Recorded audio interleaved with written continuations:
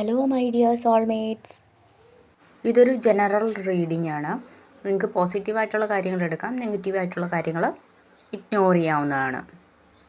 ഇതിൽ നമ്മൾ കാണുന്നത് ഒരു ഡീപ്പ് ലവ് ഉണ്ട് ഇവിടെ ഈ ഒരു റിലേഷൻഷിപ്പിൽ. അതുമാത്രമല്ല, നിങ്ങളൊരു സിംഗിളായിട്ടുള്ള ആൾക്കാരാണെങ്കിൽ നിങ്ങളിലേക്ക് ഒരു പുതിയ ലവ് എൻ്റർ ആവുന്ന ഒരു സമയമാണ് ഇതിപ്പോൾ. നിങ്ങളുടെ അതേ എനർജിയിലുള്ള തന്നെ ഉള്ള ഒരു പാർട്ട്ണർ നിങ്ങളെ തേടി വരുന്നതായിട്ട് കാണാൻ സാധിക്കുന്നുണ്ട്. അല്ലെങ്കിൽ ചിലപ്പോൾ നിങ്ങളുമായിട്ട് അട്രാക്റ്റ് ആയിട്ട് വരാനും സാധ്യതയുണ്ട്. പിന്നെ നിങ്ങൾ കൂടുതലും നോക്കേണ്ടത് നിങ്ങളുടെ പാർട്ട്ണറിൻ്റെ വാക്കുകളെ അല്ല. കുറേ മുദ്രാവാക്കുകൾ പറഞ്ഞിട്ടൊന്നും ഒരു കാര്യമില്ല. പ്രവൃത്തിയാണ് എപ്പോഴും നോക്കേണ്ടത്. അത് നിങ്ങൾക്ക് മനസ്സിലാക്കാൻ സാധിക്കണം എന്ന് പറയുന്നുണ്ട്. പിന്നെ പറയുന്നത് വെച്ച് കഴിഞ്ഞാൽ ഒരു പുതിയൊരു ട്രാൻസ്ഫോർമേഷനായിട്ട് വരുന്നത് നിങ്ങളുടെ ലൈഫിൽ തന്നെ. പിന്നെ നമ്മൾ ഇവിടെ കാണുന്നത് നിങ്ങൾ ആരെങ്കിലും വേണ്ടിയിട്ട് കാത്തിരിക്കുന്ന ഒരാളാണെങ്കിൽ നിങ്ങൾ ക്ഷമയോടെ കാത്തിരിക്കണമെന്നാണ് പിന്നെയും പറയുന്നത്.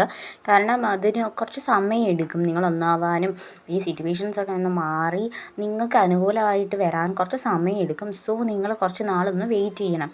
ചിലപ്പം നിങ്ങളെ തന്നെ നിങ്ങളുടെ ലൈഫിൽ തന്നെ ഒരുപാട് വലിയ മാറ്റങ്ങൾ സാധ്യതയുണ്ട്. ചിലപ്പോൾ നിങ്ങൾ രണ്ടും പേരും രണ്ട് കൺട്രിയിലായിരിക്കും ചിലപ്പോൾ നിൽക്കുന്നത്. സോ അതുകൊണ്ട് തന്നെ നിങ്ങൾക്ക് ഒത്തുചേരാനുള്ളൊരു സാധ്യതയൊക്കെ വളരെ എന്താ പറയുക കുറവായിരിക്കും. പക്ഷേ അതൊക്കെ സാഹചര്യങ്ങൾ മാറാൻ, സിറ്റുവേഷൻസ് മാറാൻ, സമയം മാറാൻ കുറച്ച് സമയം എടുക്കും. അപ്പോൾ സോ അതിന് വേണ്ടിയിട്ട് നിങ്ങളൊന്ന് വെയിറ്റ് ചെയ്യണം.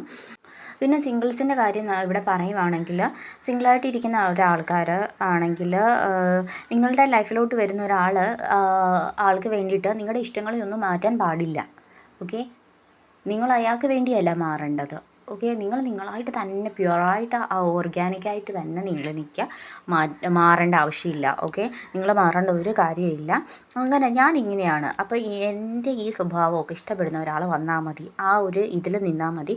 അല്ലാതെ അയാൾക്ക് വേണ്ടിയിട്ട് നിങ്ങൾ എല്ലാം നിങ്ങളുടെ സിറ്റുവേഷൻസ്, നിങ്ങളുടെ ജോലി വേണ്ടാന്ന് വെക്കുക, നിങ്ങളുടെ ഇഷ്ടപ്പെട്ട സാധനങ്ങൾ, ഫുഡ്, അങ്ങനെ ഒന്നും മാറ്റേണ്ട ആവശ്യമില്ല എന്നാണ് യൂണിവേഴ്സ് പറയുന്നത്. പിന്നെ പറയുന്നത് നിങ്ങളുടെ റിലേഷൻഷിപ്പിൽ തുറന്ന് സംസാരിക്കണം.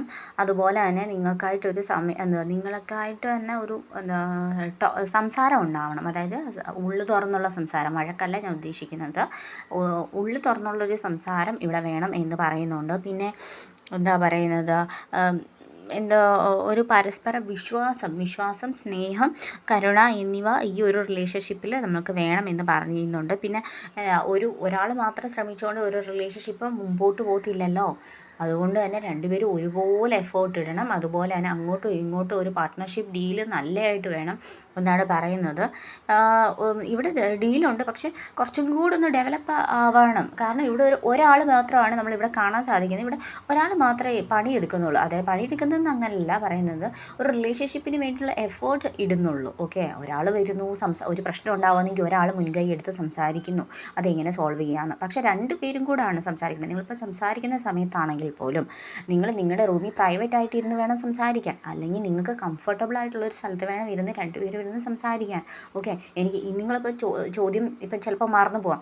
നിങ്ങളൊരു ബുക്കിൽ എഴുതി വെക്കുക, എനിക്ക് ഇന്നൊക്കെ കാര്യങ്ങൾ ചോദിക്കണം, ഇതിനൊക്കെ എനിക്കൊരു റിപ്ലൈ തരൂ. അല്ലാതെ സംസാരിക്കാതെ മിണ്ടാതിരുന്ന് എന്ന് വെച്ചിട്ട് പ്രശ്നങ്ങൾ തീരുന്നില്ല. ഓക്കെ, മിണ്ടാതിരിക്കുമ്പോൾ പ്രശ്നങ്ങൾ കൂടുവാണ്. അപ്പം അവിടെ മിസ്അണ്ടർസ്റ്റാൻഡിങ് ഉണ്ടാകുന്നു. എന്തുകൊണ്ട് മിണ്ടുന്നില്ല? അങ്ങനെ ഇഷ്ടമില്ലാത്തത് കൊണ്ടായിരിക്കാം മിണ്ടാത്തത്. ഉള്ളു തുറന്നുള്ള സംസാരം വേണം. ഓക്കെ, ഓപ്പൺ അപ്പ് ആവുക. ആൻഡ് പരസ്പരം എന്താ പറയുക, താങ്ങും തണലുമായിട്ട് നിൽക്കേണ്ട ഒരു റിലേഷൻഷിപ്പാണ് ഈ മാരേജ് ആയിക്കോട്ടെ, ലവ് റിലേഷൻഷിപ്പ് ആയിക്കോട്ടെ, ഇമോഷണലി ആയിക്കോട്ടെ, ഫിനാൻഷ്യലി, എല്ലാ തരത്തിലും അങ്ങോട്ടും ഇങ്ങോട്ടും ഒരു സപ്പോർട്ടിൻ്റെ ആവശ്യം ഉണ്ട് റിലേഷൻഷിപ്പിൽ. സോ ഈ ബന്ധം നല്ലോണം മുമ്പോട്ട് പോകാനായിട്ടൊരു കാണുന്നുണ്ട്. പക്ഷെ കുറച്ചും കൂടെ ഒരു ഡെവലപ്മെൻറ്റ് വേണം. ഇതിലേതോ ഒരു പാർട്ട്ണറിൻ്റെ ഒന്നും ചെയ്യാതിരിക്കുന്നുണ്ട്. ഒന്നും ചെയ്യാതെന്ന് വെച്ച് കഴിഞ്ഞാൽ ഞാനിങ്ങനെ വേണമെങ്കിൽ ഇഷ്ടപ്പെട്ടാൽ മതി, അങ്ങനെയെന്ന് വെച്ചാൽ ഞാൻ ഒരു എഫേർട്ടും ഇടത്തില്ല. ഞാൻ ഒരു എഫേർട്ടും ഇടാതെ ഞാനിങ്ങനെ ഇരിക്കും.